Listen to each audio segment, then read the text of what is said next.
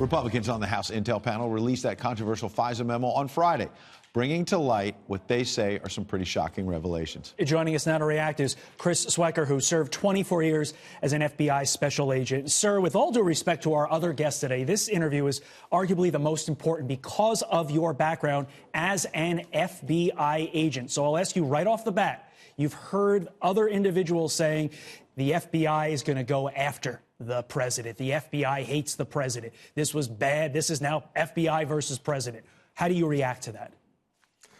Well, I'd say, look, Chris Wray and the new deputy director, Dave Bowditch, are going to do no such thing. What we're talking about here is a breakdown in the senior leadership of the FBI under Jim Comey and Andy McCabe as deputy director. I would hate for the public to think that the FBI as an institution is flawed or biased. What this is a very small inner circle of senior leadership under Jim Comey at a very critical time period, and I just don't want this to reflect on the 35,000 very, the excellent men and women of the FBI who are doing a great job every day. So, Chris, let's get specific. And we've heard the partisan attacks on all sides, people who don't like the president, people who like the president, and people who like James Comey and don't like James Comey. So I think, as Todd said, it's very important to get your perspective as somebody who was inside the FBI. So James Comey holds himself out there, even today on Twitter and Instagram, as this paragon of virtue, above the fray. You were there for 24 years. How do you think he's behaved over the last couple of years? His public performance as FBI director, both in the Clinton probe and then how he handled President Trump.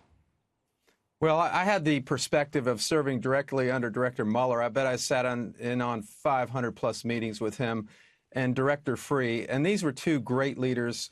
They stayed in the background. I never saw a hint of bias. Unfortunately, under Jim Comey, that hubris that you just mentioned caused him to make up his own rules.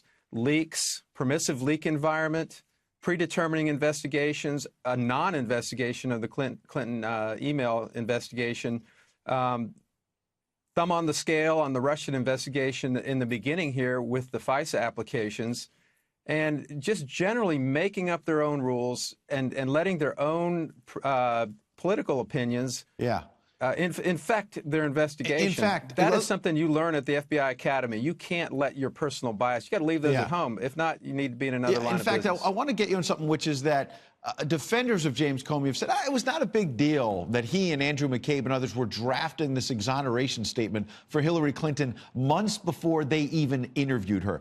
I'm an outsider. We're outsiders. We don't know how the FBI does its job. Right. Is that the proper way? I mean, people on the outside hear that and say 3 months before she was exonerated, they were already drafting the statement. Doesn't that sound like it was cooked?